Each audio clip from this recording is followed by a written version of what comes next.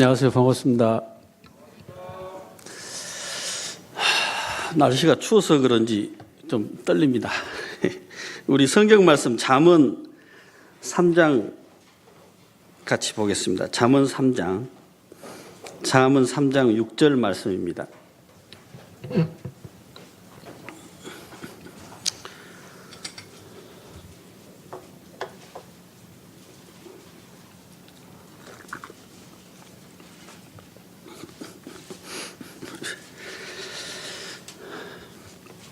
우리 찾으셨으면 다 같이 6절만 읽어보겠습니다. 시작. 너는 범사의 그를 인정하라. 그리하면 내 길을 지도하시리라. 우리 신약 성경에는 여기서 한 단계 더 이렇게 나가가지고 너는 범사에 감사하라. 데살로니가전서 5장 18절에 그런 말씀이 있습니다. 범사의 그를 인정하라, 또 범사에 감사하라. 이 말씀은 우리가 당하는 모든 범사가, 우리가 당하는 모든 일이 주님으로부터 말미암았다. 혹은 주님의 어떤 섭리와 계획 가운데서 이루어졌다. 그런 말씀이죠. 그렇기 때문에 우리가 당한 범사가 우연히 되거나 또는 어떤 다른 계기로 된 게 아니고 모든 것이 다 하나님의 뜻 가운데서 하나님의 섭리와 계획 가운데서 되어졌다.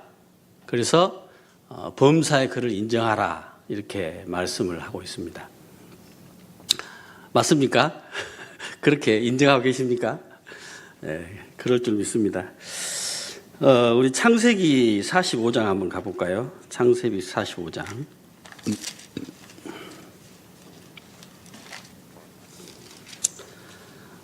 우리 성경에서 정말 범사에 하나님을 인정하는 그런 모습들을 살펴보면서 우리도 함께 교훈을 받기를 원합니다.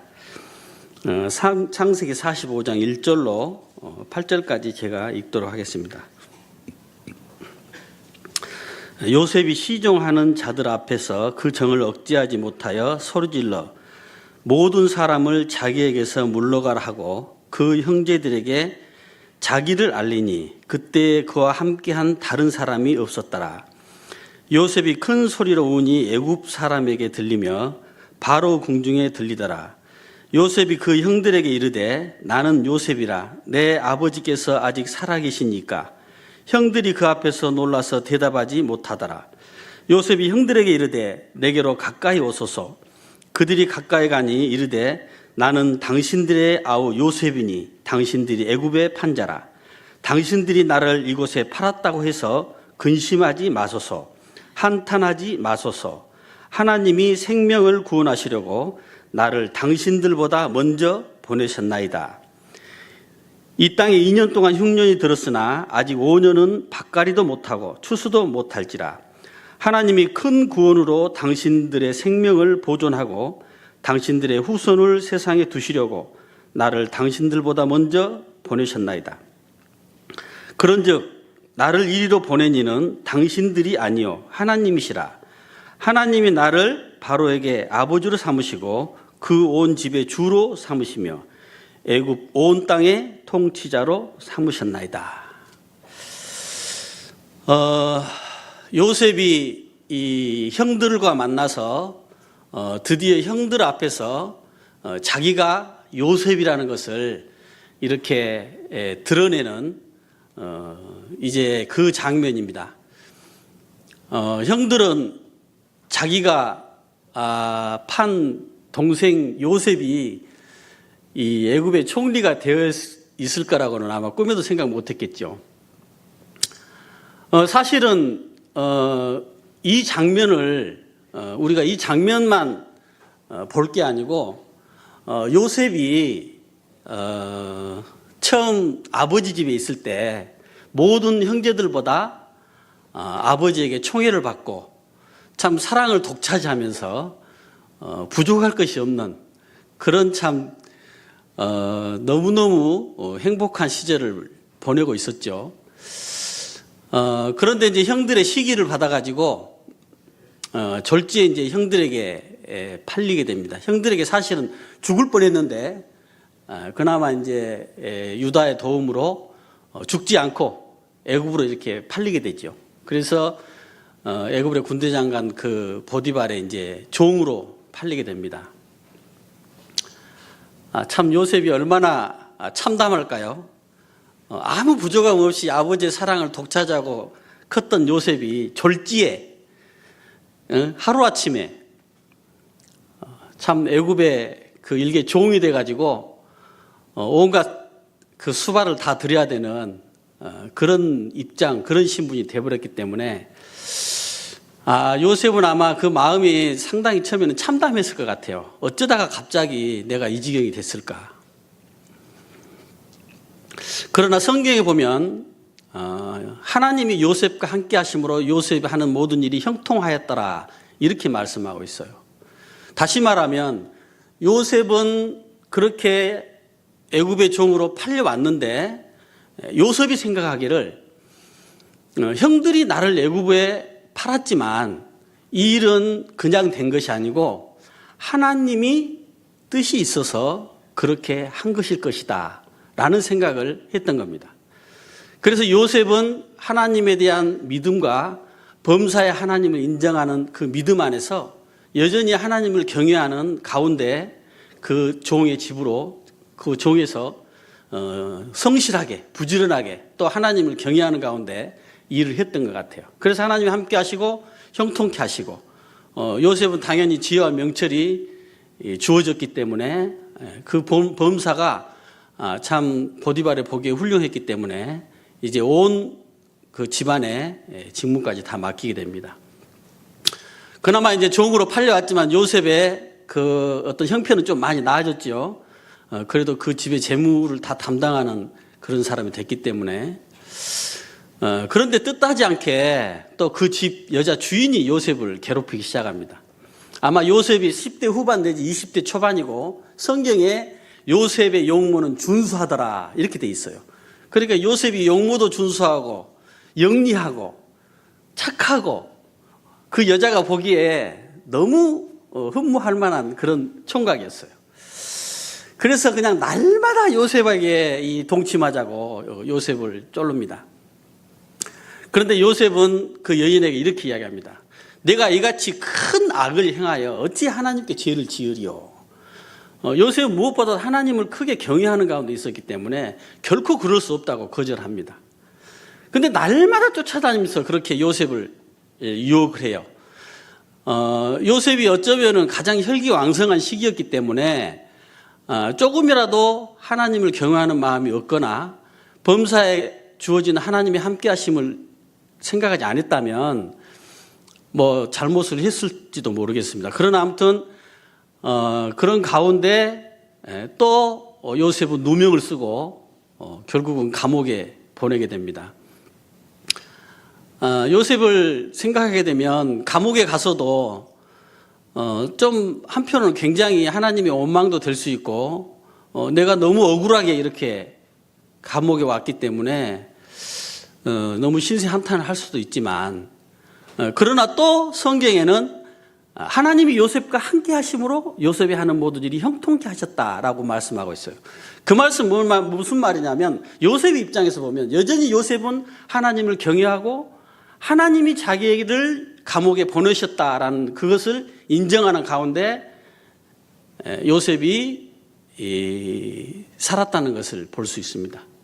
그래서 또한 감옥에서도 모든 그 죄수를 관리하는 그런 일을 담당을 하게 됐죠. 그러다가 이제 결국에는 술 맡은 관원장과 떡 맡은 관원장 꿈을 해석하고 요셉이 해석한 꿈대로 됩니다.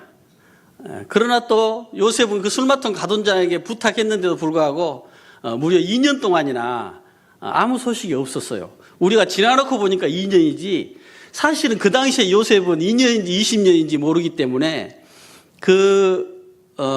마지막 참 그 술 맡은 관원장에게 기대를 걸었는데 2년 동안 깜깜 소식이라 아마 그 시절이 나는 굉장히 힘들었을 것 같아요.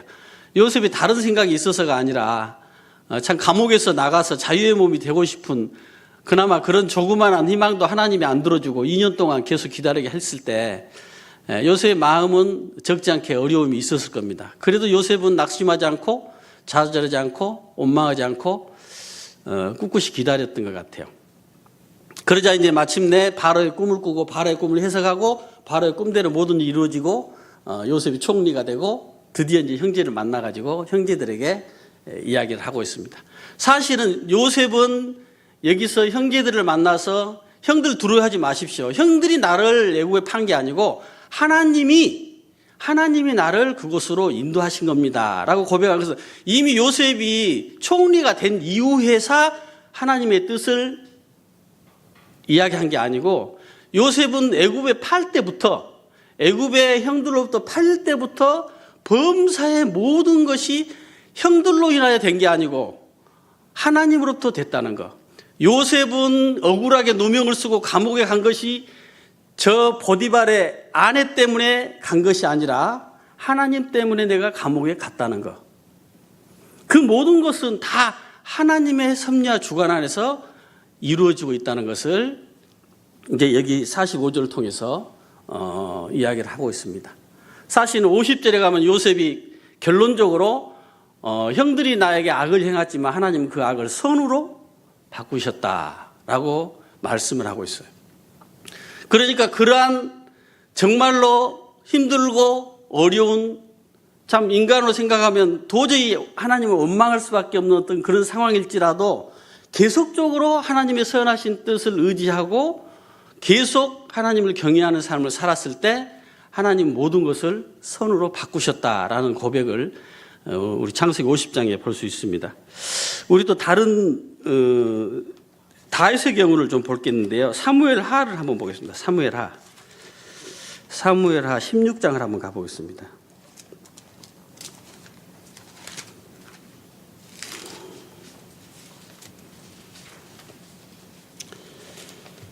사무엘하 16장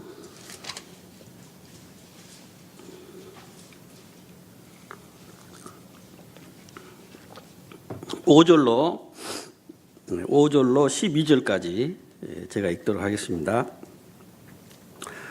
다윗 왕이 바후림에 이름에 거기서 사울의 친족 한 사람이 나오니 게라의 아들이요 이름은 시므이라. 그가 나오면서 계속하여 저주하고 또 다윗과 다윗 왕의 모든 신하들을 향하여 돌을 던지니 그때의 모든 백성과 용사들은 다 왕의 좌우에 있었더라.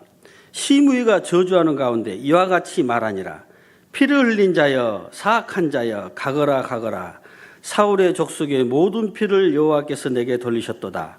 그를 이어서 내가 왕이 되었으나 여호와께서 나라를 내 아들 압살롬의 손에 넘기셨도다.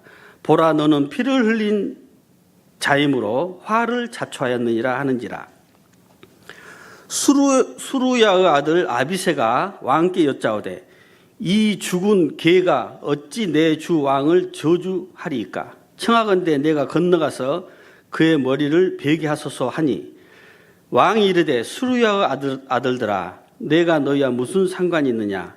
그가 저주하는 것은 여호와께서 그에게 다윗을 저주하라 하심이니 네가 어찌 그리하였느냐 할 자가 누구겠느냐 하고 또 다윗이 아비새와 모든 신하들에게 이르되 내 몸에서 난 아들도 내 생명을 해하려 하거든 하물며 이 베냐민 사람이랴. 여호와께서 그에게 명령하신 것이니 그가 저주하게 버려두라. 12절입니다. 혹시 여호와께서 나의 온통함을 감찰하시리니 오늘 그 저주 때문에 여호와께서 선으로 내게 갚아 주시리라 하고. 사실 다윗은 지금 모든 전쟁에 나갈 때마다 하나님이 함께 하셔서 연전연승해서 모든 주변국들을 다 점령하는 소위 말하면 당대 제국의 왕으로서 막강한 권력을 가진 왕이었는데 졸지에 자기 아들이 반역을 일으켜가지고 아들이 지금 자기를 죽이려고 하니까 그냥 서둘러서 참 도망하는 이제 그런 참 처참한 이런 그 참담한 상황으로 지금 가게 됐는데, 그런 가운데 이제 묘한 장면이 나타나게 되죠. 이 베냐민의 이 그 집안의 시므이라는 사람, 소위 말하면 이제 이 사람은 사울의 그 집안이기 때문에 원래는 이제 사울의 그 정통으로 왕위가 내려와야 되는데 다윗 때문에 이제 자기 집안에 이제 왕이 뺏겼다고 생각하는 사람이었어요. 그래서 이제 늘 다윗에 대해서 이제 미워하는 이제 이런 마음을 갖고 있다가 다윗이 이렇게 되니까 참 다윗을 돌을 던지면서 이제 저주하는 이런 장면이 나옵니다. 그런데 사실 이 지경에 이르기까지는 사실은 좀 거슬러 올라가 봐야 됩니다.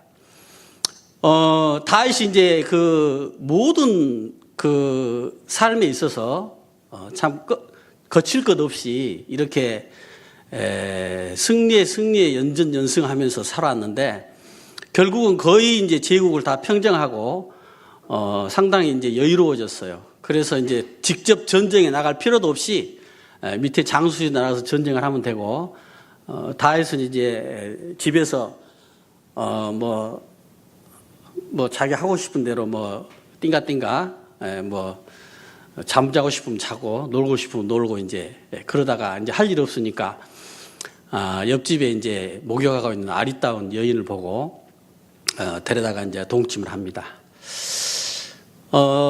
이제 참 다윗 같은 사람도 참 너무 그렇게 뭐라 그럴까요? 너무 높아져서 가지고 교만하게 될까요? 그래가지고 동침을 하게 됐어요. 뭐 이게 이제 뭐 해프닝으로 다윗은 끝날 걸로 생각했겠죠. 왜냐하면 처녀가 아니고 유부녀이기 때문에 그래서 이제 뭐 한번 지나가면은 뭐 표시가 안 나겠지 이렇게 생각을 했는가 봐요. 근데 아마 생각지 않게 일이 꼬였어요. 이 여자가 임신을 하게 됐어요. 그래서 참 곤란한 상황이 됐죠. 그래서 다윗이 이것을 어떻게 할까 하다가 임신이 들통나게 되면 잘못하면 이제 이 여자로 인해 가지고 자기가 이제 범한 죄가 들통이 나기 때문에 이것을 어떻게 할까 하다가 다윗은 아주 영리한 사람이었기 때문에 그렇지, 남편을 오게 해가지고 동침케 하면 나중에 애가 태어나도 내 애인지 남편의 애인지 모르니까 두 당사자만 말 안 하고 있으면 깜짝같이 모르겠지 이제 이렇게 생각하고 남편을 불렀어요, 전쟁에서. 그래서 이제 술을 잔뜩 미기고 이제 네가 전쟁에서 피곤한 몸을 이끌고 이제 술 먹고 했으니까 이제 자기 부인한테 가서 여보하고 이제 잘 줄 알았는데 이 사람이 보통 충신이 아니에요. 그래가지고는 막 우리 지금 왕의 신하들이 다 들판에서 전쟁하는데 내가 어찌 그럴 수 있습니까? 그 다음 날도 또 술을 먹이잖아요. 그런데도 이제 우리가 보통 충신이 아니에요. 그러면 다윗이 이런 충신이면은 진급을 시키든지 훈장을 내리든지 해야 되는 게 당연한데 다윗이 이제 이래가지고는 이거 문제가 해결이 안 되겠다. 그래가 결국은 이제 편지를 써가지고 전쟁터에 보내서 그 사람을 죽게 만듭니다. 그래서 이제 다윗이 드디어 이렇게 해서 문제가 해결됐겠지라고 이제 안심을 하고 있었어요. 그러나 사실은 그 일을 알고 있는 사람이 한두 명이 아니죠. 결국은 나단 선지자를 통해 가지고 다윗의 그러한 일들을 강하게 지적을 하니까 다윗이 하나님 앞에서 솔직하고 정직하게 내가 죄를 범했다라고 고백을 합니다. 고백을 하자마자 나단 선지자도 당신이 죄를 고백했기 때문에 하나님이 당신을 용서했습니다라고 이야기를 해줍니다. 그렇지만 이 일로 인해서 사단의 틈탈 기회를 줬다. 이 일로 인해서 하나님의 어떤 징계가 있을 것이다 라고 그 나단은 이야기 선지를 합니다. 사실은 그 일로 인해 가지고 다윗의 마음은 보통 무거운 게 아니고 다윗의 심령을 어둡고 평강을 잃어버리고 기쁨도 잃어버린 상태였어요. 아니나 다를까 그 다음에 집안에서 어떤 일이 있었냐면 오빠가 이복 동생을 강간하는 사건이 일어납니다. 다윗은 거기에 대해서 별로 말을 못해요. 사실은 그 암논이란 그 아들을 데려다가 강하게 처단했어야 되는데 다윗은 자기가 강간한 사건이 있었기 때문에 강간한 암논 아들에 대해서 어떻게 하지 못합니다. 더 나아가서 압살롬 형제가 형제를 또 죽이는 사건이 나오죠. 이복 형제지만 압살롬이 암논을 죽이는 살인 사건이 나옵니다. 거기에 대해서도 다윗은 압살롬을 강하게 다루지 못해요. 왜냐하면 자기가 살인 사건을 저질렀기 때문에 압살롬이 자기 동생 암논을 죽인 살인 사건에 대해서도 다윗은 이것은 나의 죄를 위한 하나님의 징계다 하고 스스로 아마 자기가 그 죄값을 치르려는 마음으로 받아들일지 모르겠어요.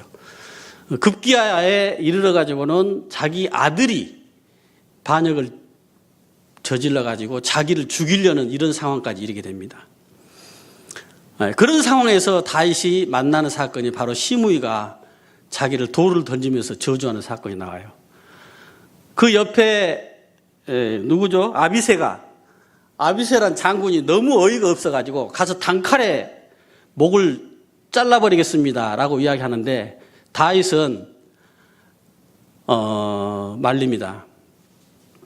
왜냐하면 다윗은 사실은 자기가 저지른 죄악으로 인해 가지고 너무나 오랫동안 그 죄로 인해서 고통을 받았어요. 그리고 자기 집안에 있던 그러한 죄에 대한 그런 사건이 있을 때마다 자기가 저지른 죄로 인해서 계속적으로 너무나 심적인 고통과 하나님 앞에 그 회개하는 마음을 갖고 있었어요. 그런데 다윗이 마음이 계속 낮아진 거죠. 그러니까 하나님이 계속 다윗을 다루실 때 그래가지고 다윗이 어디까지 낮아졌냐면 일개 시므이라는 여기 아비새 말로 보면 저 개 같은 놈이라고 해서 개 같은 놈. 저 개 같은 놈이 감히 왕을 저주하고 돌을 던지는데 저거는 갖다가 그냥 갈기갈기 찢어 죽일 놈이다 하고 하는데 당장 그럴 수 있습니다.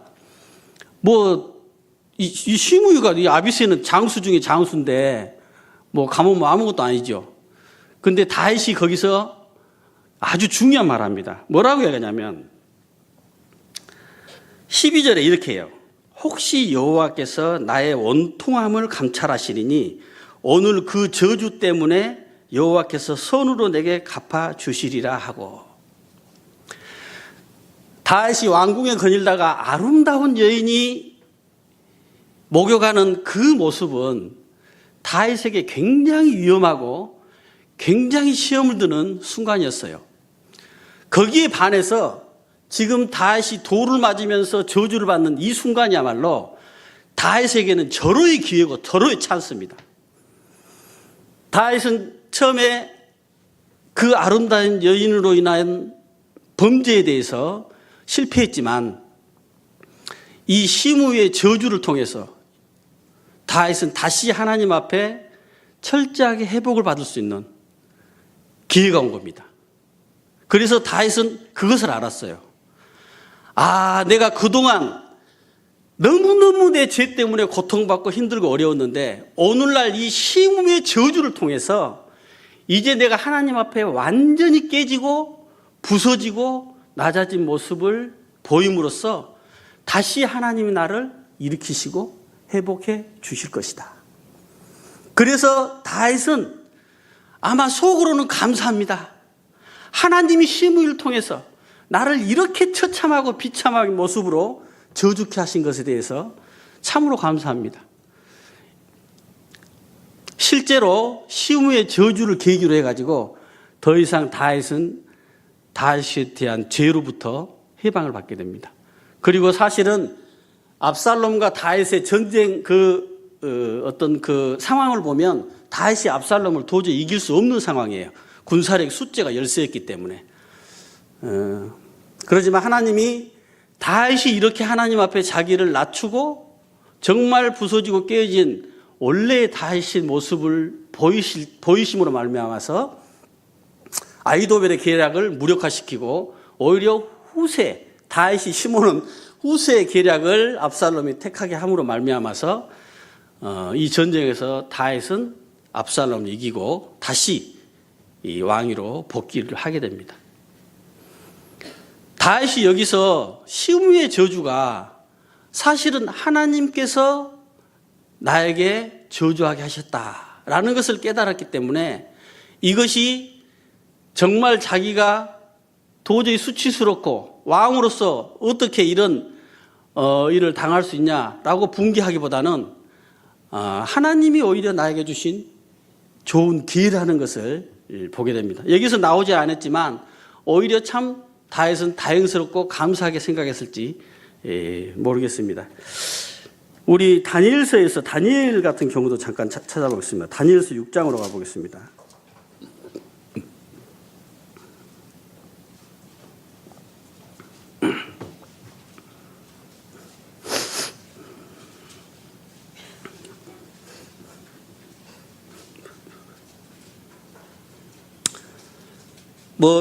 이런 내용들은 다 잘 아시기 때문에 제가 6장 한 절만 읽겠습니다.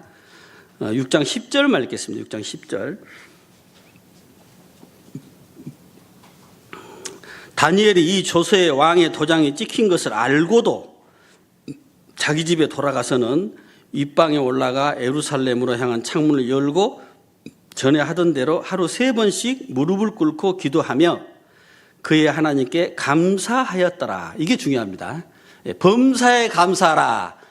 다윗은 다니엘은 데살로니가 5장 18절 말씀을 알고 있었던 것 같아요. 범사에 감사하라. 그래서 이 왕의 의인에 찍힌 것을 알고 하나님 감사합니다. 드디어 내가 사자굴에 던져져서 사자밥이 될 것 같습니다. 하고 이제 감사를 하고 있습니다. 그러나 다니엘은 사실은 이런 다니엘의 믿음이 하루아침에 생긴 건 아니죠. 자기 나라가 망하게 되고 다윗은 왕족 내지는 귀족이었습니다. 그래서 사실은 나라가 망하지 않았으면 유대 나라 중에서도 다윗은 아마 큰 높은 이런 그 자리에 올라서 큰 일을 할 수 있는 그런 사람이었어요. 근데 졸지에 이제 포로로 끌려가 가지고 갔지만은 거기서도 하나님이 참 다윗에게 놀라운 그 지혜를 주시고 특별히 이제 꿈을 해결한 계시의 정신을 주셔서 죄송합니다. 제가 다니엘 그래서 다니엘은 사실은 처음부터 모든 것이 하나님이 인도하시고 하나님이 허락하셨기 때문에 자기가 총리가 된 거기 때문에 이 설사 어떤 일이 해가지고 자기가 뭐 사적으로 던져서 죽게 된다 하더라도 그것이 하나님이 허락하신 것 같으면 당연히 그대로 받아들이겠다는. 욥도 그렇죠. 욥도 주신 자도 여호와시니 취하신 자도 여호와시다. 욥이 자기 모든 재물이 하나님으로부터 온 거기 때문에 그걸 잃어버린 것도 하나님이 하신 것 같으면 당연하게 받아들인 거죠. 특히 다윗의 세 친구들도 동일하게 그런 그 믿음을 갖고 있는데 다윗이 여기서 사실은 그 왕의 의인이 찍힌 것을 알고도 이렇게 한 것에 대해서 이 느부갓네살 왕이 자기를 그렇게 한 것이 아니고 이것은 하나님이 뜻이 있었기 때문에 지금은 모르지만 오히려 그것에 대해서 감사하게 생각하고 창문을 열어놓고 3번 기도를 하게 됩니다. 그 결과만 우리가 한번 읽어볼까요? 뒤에 25절. 결국은 그 결과 25절을 보면 이렇게 이야기합니다. 이에 다리오 왕이 온 땅에 있는 모든 백성과 나라들과 언어들과 다른 모든 사람들에게 조서를 내리되 원하건대 너희에게 큰 평강이 있을지어다.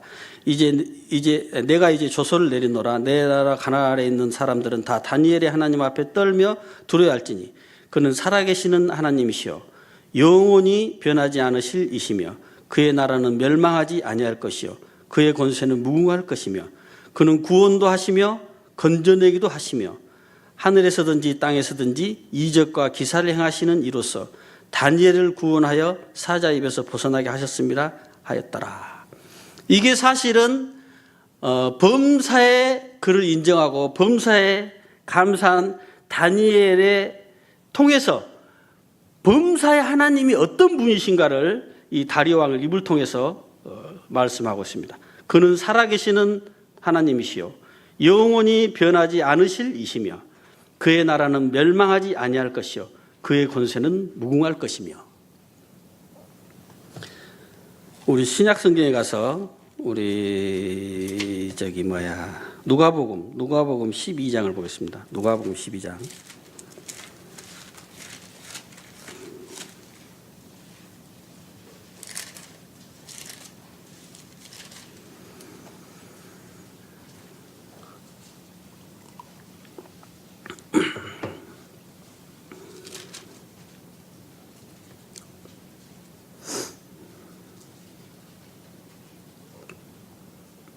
누가복음 12장 1절부터 보겠습니다. 그동안에 무리 수만 명이 모여서 서로 밟힐 만큼 되었더니 예수께서 먼저 제자들에게 말씀하여 이르시되 바리새인들의 누룩곧 외식을 주의하라. 감추온 것이 드러나지 않을 것이 없고 숨긴 것이 알려지지 않을 것이 없나니 이러므로 너희가 어두운 데서 말한 모든 것이 광명한 데서 들리고 너희가 골방에서 귀에 대고 말한 것이 지붕 위에서 전파되리라. 내가 내 친구 너희에게 말하노니 몸을 죽이고 그 후에 능히 더 못하는 자들을 두려워하지 말라. 마땅히 두려워할 자를 내가 너희에게 보이리니 곧 죽인 후에 또한 지옥에 던져 넣는 권세 있는 그를 두려워하라. 내가 참으로 너희에게 이르노니 그를 두려워하라. 참새 5마리가 2아사리온에 팔리는 것이 아니냐. 그러나 하나님 앞에는 그 하나도 잊어버리시는 바 되지 아니하는도다. 너희에게는 심지어 머리털까지도 다 세신 바 되었나니 두려워하지 말라. 너희는 많은 참새보다 더 귀하니라. 범사의 그를 인정하라라는 그 말씀을 구체적으로 예수님이 예를 들어서 설명하고 있는데 참새, 사실은 우리에게 범사에 인정하는 것뿐만 아니라 심지어는 참새에게도 범사의 그를 인정하라는 거예요. 참새. 다른 성경에 참새 한 아사론에 참새 2마리가 한 아사론에 팔린다. 또 참새 2마리가 5아사론, 참새 5마리가 2아사론에 팔린다. 제가 지금 행설수설 하는 것 같아서 죄송합니다.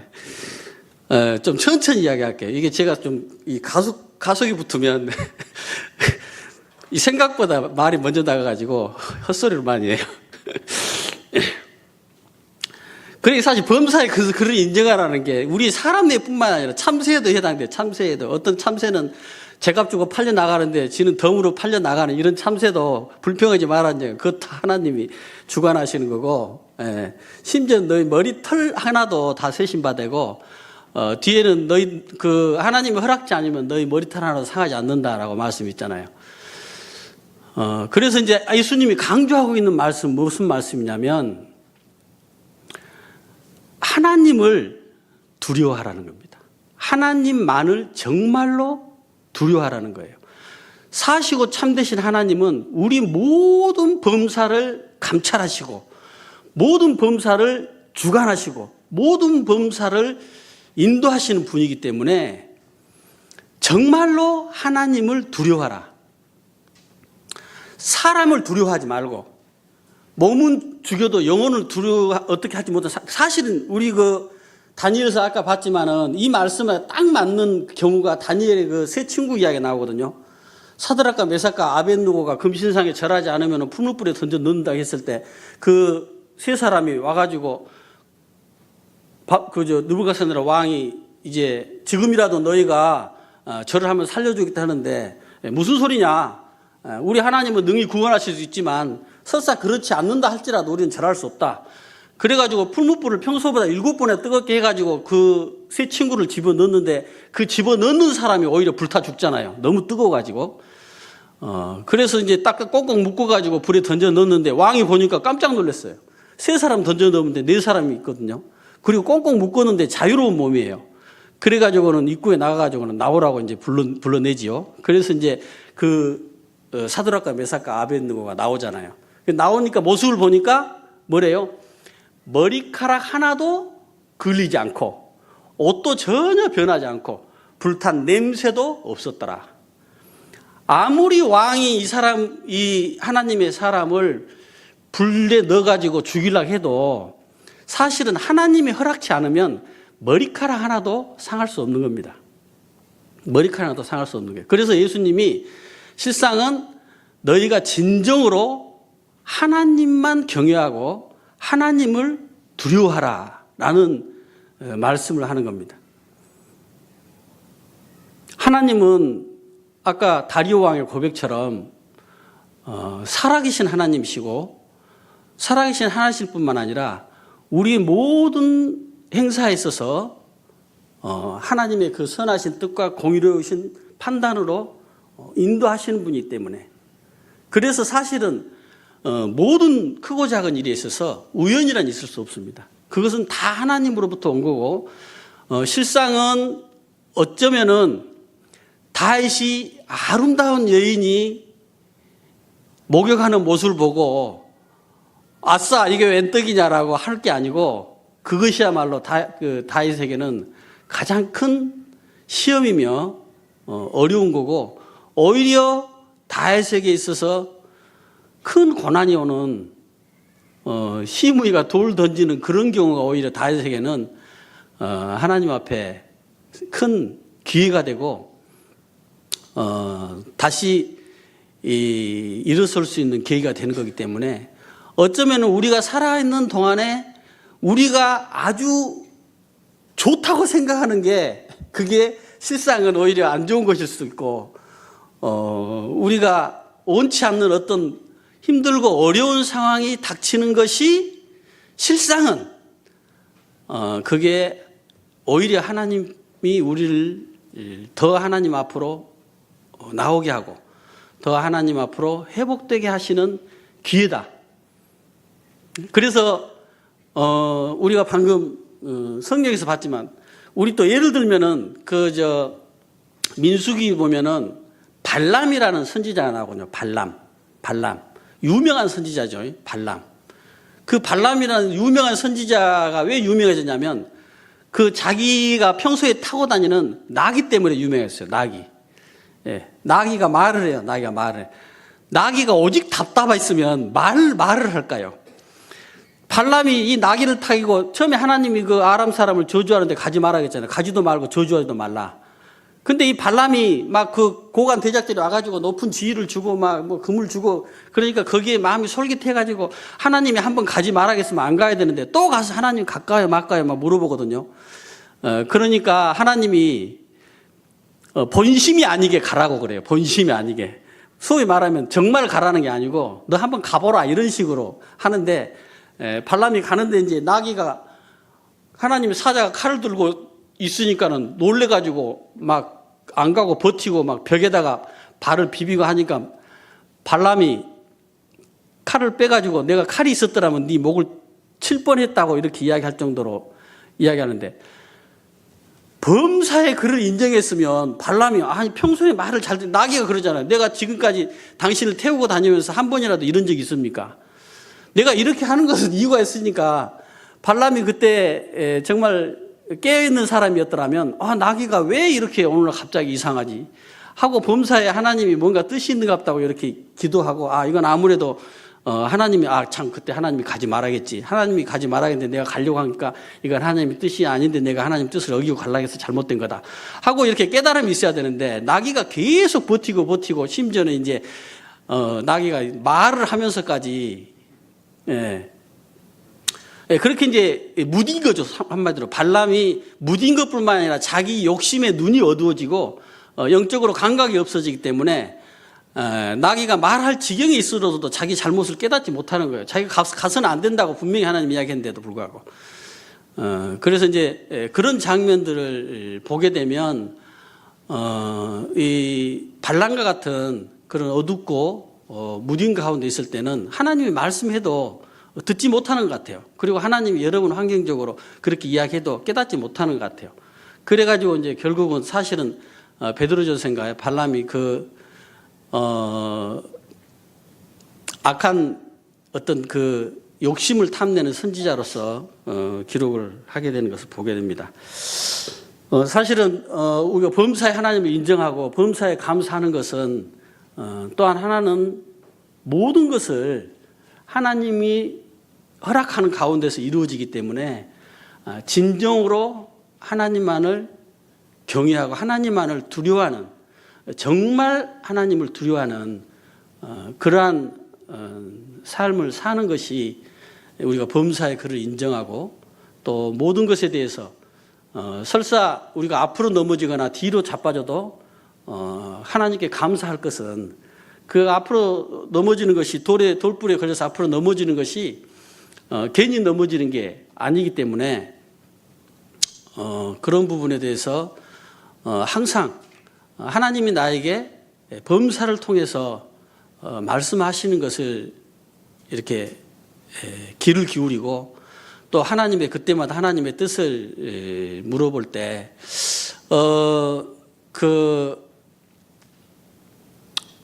우리 모치님 같이 화요일에 공부하면서 한 분 간증하신 그 간증을 들으면서 제가 참 기쁜 마음이 있었는데, 그분이 한 번은 집을 이렇게 계약을 했다가 잘못 계약이 돼가지고 굉장히 어려움에 처했어요. 그래가지고 하나님한테 간절히 기도해가지고 그 당사자한테 이제 사정사정해서 다시 이제 그 계약금을 어떻게 어렵사롭게 돌려받게 됐어요. 그래서 그때 이제 너무 귀한 교훈을 깨닫고, 아무리 작은 일이라도 먼저 하나님께 기도하고 그리고 결정해야 되겠구나, 이렇게 이제 생각을 했어요. 그리고 또 다음에 집 수리를 하게 됐는데, 이분이 이제 이런저런 생각 없이 이제 그냥 하는 사람한테 쭉 하다 보는데 너무 가격을 비싸게 부르는 거예요. 그래가지고 가격이 너무 터무니없이 비싸다고 생각되는데도 이러지도 못하고 저러지도 못하고 있다가, 이분이 이제 마음에 이제 기도를 뭐 간단하게 이제 기도를 했는데, 그 하나님이 예전에 오래전에 이제 자기 방수 작업 이런 한 어떤 사람을 생각나게 하셔가지고, 그 사람이 또 연결하기 힘든 분인데 어떻게 연결이 돼서 전화하니까 마치 집에 있어가지고 훨씬 3분의 1 정도 가격에 이렇게 할 수 있었고, 또 다른 문제들도 이렇게 기도하게 됐는데, 그때는 이제 하나님의 음성으로 자기에게 들려주셔가지고, 그 자매님이 내가 하나님의 음성을 들었어요, 이러더라고요. 그래서 하나님의 음성을 들었다는 게 몰랐는데, 그때 내가 어떤 다른 이제 어떤 돈 문제 가지고 계속 고민했는데 하나님이 그냥 기다리라, 이렇게 하는 게 딱 그 기도하고 나는데 너무나 자기가 그걸 두고 깜짝 놀랐대요. 자기가 소리 지를 뻔했대요. 그래서 그 하나님이 우리가 이렇게 기도할 때 하나님의 음성을 들었다는 게 이런 거구나라고 하면서 그 부분에 대해서 자기가 굉장히 고민하고 복잡했는데, 하나님의 음성을 듣고 나서 이제 마음이 참 평안해지고 자유롭게 됐다, 이런 간증을 듣게 됐어요. 그래서 이제 그 자매님이 매사에 이제 일상생활에 아주 사소한 일이더라도 늘 이렇게 주님께 기도하고 교제하는 그런 가운데 자기가 생활을 하게 됐다라는 이야기 들었을 때, 제가 그 자매님 이야기 들으면서 참 어떤 돈이나 잘 되는 게 문제가 아니고, 정말 우리가 함께 하시고 우리가 가까이 하시는 하나님을 알게 되고, 또 그 하나님을 늘 찾으면서 동행하는 그런 삶을 살게 됐다는 게 너무나 기쁜 모습이더라고요. 그래서 저도 참 감사를 하게 됐습니다. 오늘 말씀을 저도 준비하면서 정말 우리가 하나님만을 참으로 경외해야 되겠다. 잠언 29장에 이런 말씀이 있습니다. 사람을 두려워하면 올무에 걸리게 되거니와 여호와를 의지하는 자는 안전하리라, 라는 말씀이 있어요. 정말 하나님만을 두려워하고 정말 하나님 앞에서 행하는 사람은 사람을 두려워하지 않죠. 다윗처럼, 그리고 사드락과 메삭과 아벳느고처럼. 다윗은 하나님을 정말로 경외했기 때문에 왕의 그 진미를 탐하지 않고 오직 자기를 순결하기 위해서 채소만 먹는 이제 그런 믿음을 지켰기 때문에, 하나님은 자기를 경외하는 자를 아시고 하나님은 자기를 의뢰하는 자를 아신다라고 분명히 성경에 말씀하셨습니다. 그래서 하나님만 의뢰하고 하나님을 경외하는 자는 반드시 하나님이 책임져 주시고 지켜주시고 보호하신다라는 생각을 갖게 됩니다. 기도하겠습니다. 살아계신 아버지 하나님, 우리를 눈동자처럼 지키시고 우리를 하나님의 손바닥에 새겼다고 하신 말씀 인하여 감사를 드립니다. 아버지 하나님, 하나님은 우리와 이렇게 가까이 하실진데 우리도 마음의 눈을 열고 믿음의 눈을 열고 늘 하나님을 가까이 하고, 또한 그 누구보다도 하나님 앞에서 하나님을 경외하는 가운데서 우리가 정직하고 순결한 마음으로 겸손하게 하나님의 뜻을 즐거이 순종하는 삶을 살게 하여 주시옵소서. 감사를 드렸고 예수 그리스도 이름으로 기도합나이다. 아멘. 네, 감사합니다.